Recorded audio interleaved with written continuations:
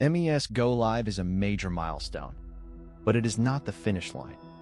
Many teams only discover the next set of challenges after the system is live. Operators may be using MES, but supervisors may still rely on spreadsheets to understand what is happening.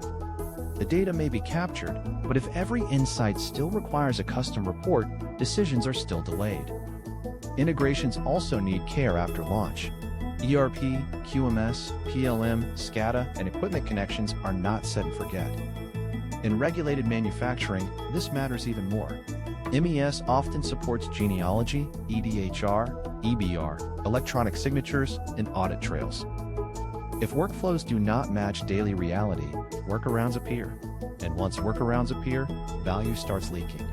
The first 90 days after go live should focus on adoption, workflow tuning, data quality, report backlog reduction, and integration monitoring.